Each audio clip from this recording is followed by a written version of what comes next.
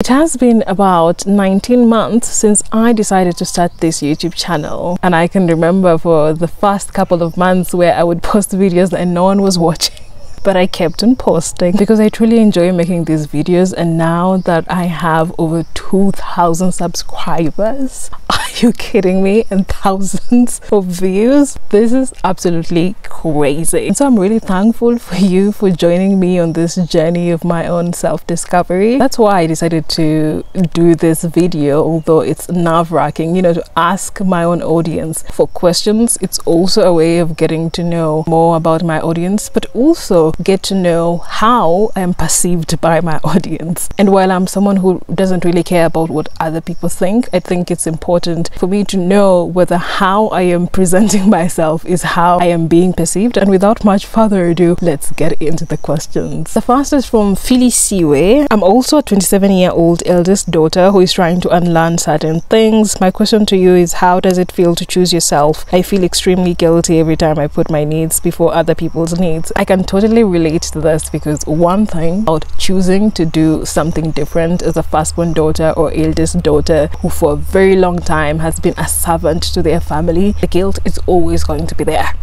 The guilt is part of the journey. It's not easy to move from being someone who is doing everything for everyone to someone who is trying to prioritize themselves. Every part of you is just going to be screaming there's something wrong that you're doing. And I think for me, what really made it easier, each and every time I have this kind of guilt, the people around me, they will do something or say something to belittle me, and it reminds me why I decided to choose myself in the first place. So really, as time has gone by, the guilt keeps on reducing and reducing. Crafty Cat asks, how do you manage to stick to a routine and build structure and discipline to achieve your goals? I struggle with procrastination. And she also asked about my hair care routine. When it comes to having structure and routine, I would say that I'm someone that used to really struggle with this because I'm a multi-passionate individual. This means that my brain or my focus always wants to be in different things at the same time. And essentially what I've done to really get myself out of that, because I was finding that I was giving like 20% to each and everything that I wanted to do, I just started questioning myself on the things that I really wanted to do. Then I would allocate like 60-70% of my time on that, and then the other 30% I would divide that between all the other things that I would want to do. So that was the first thing that I had to learn. And then after identifying the things that I really wanted to do, I started asking myself how I can create an environment where I allow myself to do them in the best way possible. And I find that creating a timetable really works. For example, now I ensure that I write in the morning, and then in the mid-morning I will do a lot of studying and also work, also scripting for my YouTube videos. And then in the afternoon I allow myself to watch K-dramas, watch TV series, because that's one thing that I really enjoy. And then at night I'll do some more writing or prepare my YouTube video. So I've basically created specific times in my day where I know exactly what I'm going to be doing, and that makes it really easy for me to show up. And when it comes to procrastination, I've really learned that sometimes procrastination is not the problem, but it's a symptom of something. So perhaps you have a fear of failure, it will manifest as procrastination. Perhaps you have a lot of imposter syndrome, it will manifest as procrastination. Perhaps you don't even want to do something, it will manifest as procrastination. So instead of really being like, oh my god, I'm always procrastinating things, you need to go deeper, ask yourself, why am I procrastinating? Then when it comes to just being disciplined,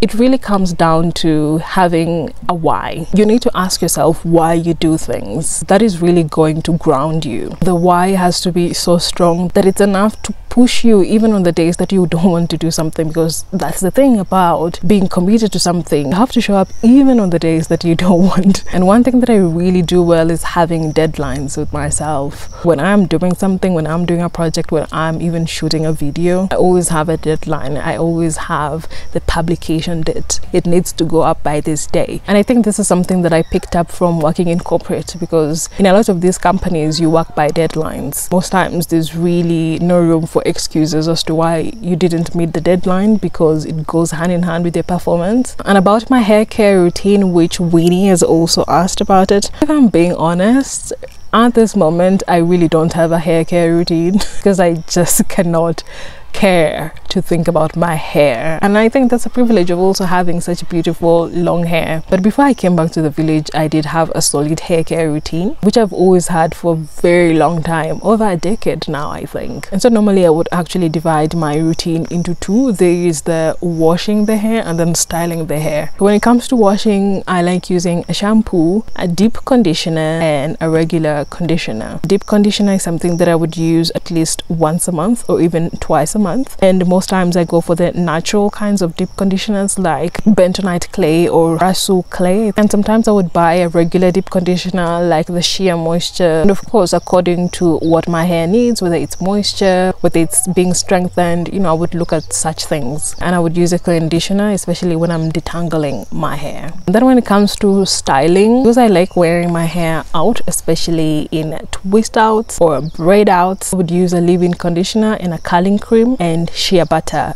raw shea butter, and that's all. Prince Nkambule asks, how do you get the ideas of the content you create? I think because I'm a largely curious person, getting ideas is pretty easy because I'm always asking questions about everything. When I watch a lot of K-dramas, I get a lot of ideas because, again, a lot of Koreans have a similar culture to Kenya. Most times the scenes will stand out, the conversations they're having will stand out because they're shared experiences, and I draw my inspiration from there. I also sometimes just scroll through YouTube. You'll find me just going through the YouTube home, looking at people's thumbnails, looking at their titles, and sometimes I will see a video that I resonate with and I'm like, oh, I could do my own version of this. I also read a lot of books, and I also have a huge bank of content ideas that I created even before I started making YouTube videos, because I knew that this is something that I wanted to do. So like right now I have over 150 ideas, and sometimes when I feel like, oh, I don't know what I'm going to create a video about this week, I just go through those ideas. Sometimes I'd say that I get my ideas from the supreme power, from the universe, should I say. There's some videos that I never wanted to create, but there was this voice that was telling me, you have to. It's like a voice that is literally screaming. And I'm just like, okay, I'm gonna do this precisely because I just want my own peace of mind. That sun is shining like it's about to disappear for the rest of the day. Tutu asks, do you think you'll find your way back to France one day? I think this ties in with Winnie's question, are you looking to relocate to an urban place? Relocating, going to an urban place, I mean, yeah, right now I'm in the village, not because I want to be in the village, but because of circumstance. But my ideal situation would living in a city, not really inside the city, but just near the city. I like the suburbs, place where you can easily have access to the city, but you can also just get away from the city. About going back to France one day, of course I have to. This is the country that really made me feel alive. This is the country where I just felt free. This is the country that allowed me to be as I am. Any young, smart, ambitious Kenyan woman would tell you how suffocating this country is, and it's no secret because Kenya is a deeply patriarchal country, and it's not just because, oh, Kenyan men are patriarchal. No, even the women. In fact, the people that keep the patriarchy in Kenya alive are women. Funmi is asking about the challenges of being a YouTube creator. How do you remain disciplined and keep going when you feel like your channel is growing the way you want it to? I guess she means when your channel isn't growing the way you want it to. Another question I have is, what would be a great way to get back into filming again after taking a long break and life has gotten to you mentally? The thing about growing, especially on social media, especially on YouTube, it doesn't matter how much discipline and consistency you have if you don't have a strong why. As I said before, you need to have a very strong why that is going to enable you to keep publishing videos even when you feel like no one is watching. Also, you need to give yourself timelines. For example, when I started this channel last year in March, I told myself I'm giving myself only 2 years to get to 1,000 subscribers and to at least get monetized, because yes, it takes a really long time to build a YouTube channel, and for me 2 years seemed sufficient to get to that, and now I've been able to achieve my goal. And the reason I've actually been able to achieve this goal is because of this timeline that I gave myself. Knowing that it's just 2 years, it means that I'm going to give it my all to make it work. for these 2 years. Have like a 6-month review so that you know what is working and what is not. You need to review your videos. You need to ask yourself, what am I doing right? What am I not doing right? You need to do a lot of research. Look at the videos that are doing well of other YouTubers, especially in your niche, or who are creating videos similar to yours. See what is working, compare that to your videos, because sometimes, you know, you might be making the best videos, but if your thumbnail is not hitting it, if your title is not hitting it, no one is going to click and watch. So it's really not just about creating videos, it's also about, are you enticing people to click on your video to watch it? And that's a whole different skill set. That's where marketing comes in. That's where graphic design and storytelling comes in. And then getting back to filming when you've taken a long break, especially, I think the best way is just to be kinder to yourself. You're the one that decides what consistency looks like. So just get into it slowly. You can decide to just post 1 video in a month, or you can decide to post a video every week, but make it a 1-minute video or a 2-minute video. Dr. Gladys Ngetich asks, where do you get courage to be fearless? I would say that this is very much genetic. I come from a family of fearless people. I've always been told stories of my paternal grandmother and how everyone feared her, because if you tried to touch her children, she would show you what dragons are made of. But I also think that the fact that I'm a firstborn plays a huge role into that. I recently had someone saying that firstborn daughters, most especially, are brought up like firstborn sons, especially by their own fathers. And I think that actually makes a lot of sense, because I can remember ever since I was in school, I used to intimidate a lot of boys who are my age, and even now, even at my age, I intimidate men who are way older than me, because I basically go through life like a man. When I'm having conversations with a man, I talk to them like a man would. When I walk into a room, I go into a room as if I own that room like a man would. In fact, one of the most hilarious things that ever happened to me in France was this time where I went to an art gallery because I like art. I just saw somewhere in the city's website that they were having an art gallery. I didn't even think anything about it. I was like, it's an art gallery. I like art. I am going there. And when I get there, everyone stops to look at me, because not only was I the youngest there, but I was also the only black person. And this was not an ordinary art exhibition. Oh my god, I've been saying art gallery. Art exhibition in a gallery. It was not an ordinary one. This is the one where people go to buy art for thousands of euros. And there I am with my fluffy afro hair, a black girl, and I am looking at the art as if I can afford it. Everyone was looking at me, but did I feel intimidated? No. I just continued looking at the art and even picking business cards from the art agents that were there, as if I'm going to inquire about art. The audacity of a man, I have that because I was raised to think like a man, to be like a man.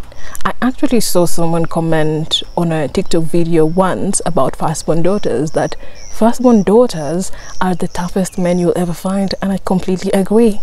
So I guess I was just built to be fearless.